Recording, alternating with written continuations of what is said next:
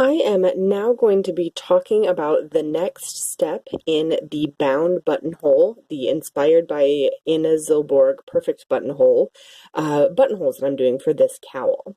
So the last time I showed you how to insert your waist yarn, so you can see it in this sample piece that I've got here is black, and in the main piece that the pattern is going to show you how to make, the black stitches just don't show up very well on camera when I was trying to do it, so that's why I'm showing you the details on a different project. We've got the waist yarn put in there in the 3 different spots for this button band on the cowl.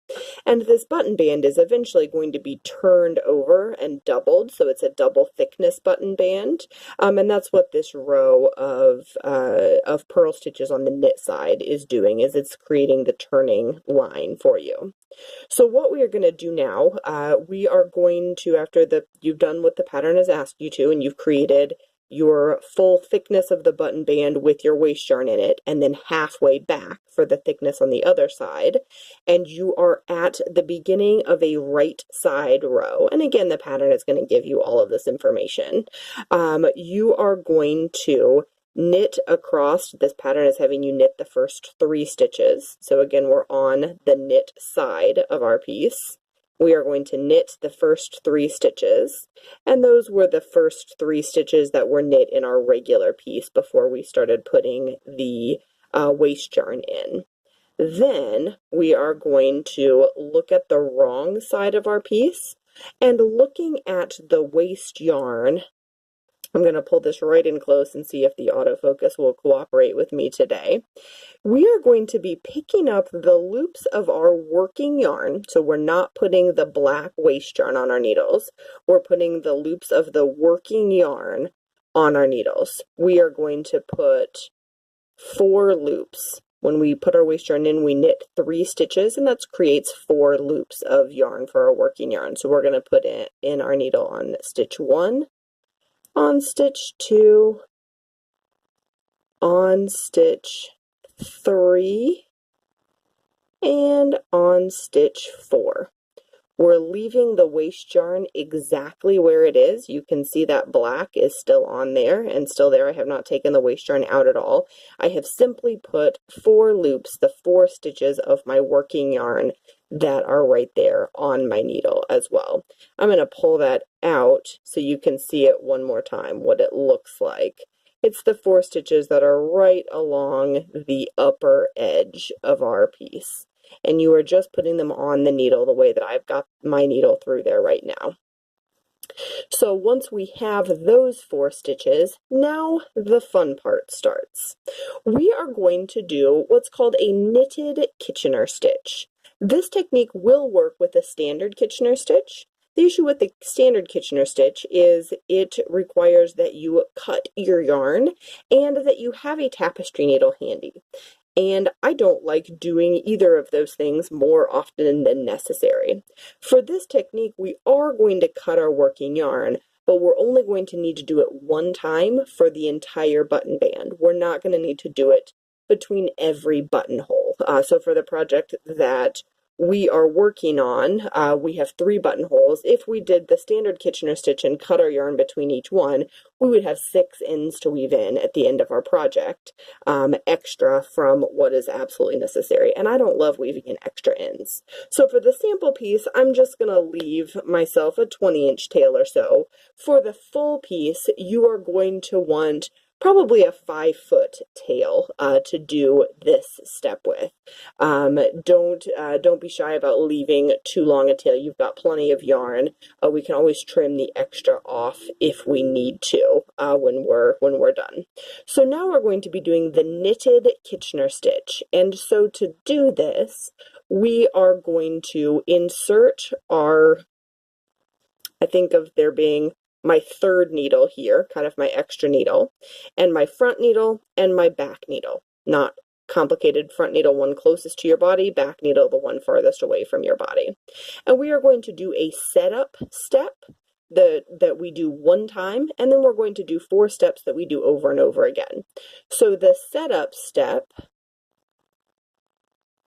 we are going to insert our 3rd needle through the stitch on our front needle, as if to do a knit stitch. I'm going to wrap the yarn around my needle just like I'm doing a knit stitch. I'm going to pull that loop through as if I'm doing a knit stitch. The only difference is I am not going to push this loop off the needle. I'm going to leave it setting right there. And I'm going to take the loop on my third needle, and I find it easiest to take that all the way off my needle. I'm just going to pull that string all the way through. So now I don't have that loop on my third needle anymore. I just have a long tail that's pulled through. And now the second part of my setup step, I am going to go to the loop on my back needle, and I am going to do the same thing but with a purl stitch. So I'm going to put my needle in as if to purl, wrap my yarn around as if to pull, purl, pull my loop through as if to purl. I am not going to slide this loop off. I'm going to leave it on, but I'm going to take the brand new loop on my third needle and pull that all the way through. Those are my setup steps. Now I'm going to do the same 4 steps over and over again. I am going to, on my front needle, I am going to do a purl stitch exactly like normal, needle in like normal, yarn around like normal, pull it through like normal, take that loop and slide it off the edge into the air like normal. And then I'm going to take that loop again from my third needle and pull it all the way through. So we knit 3 stitches at the beginning of this row. Those are the only 3 stitches that are ever going to be on my third needle, my right hand needle.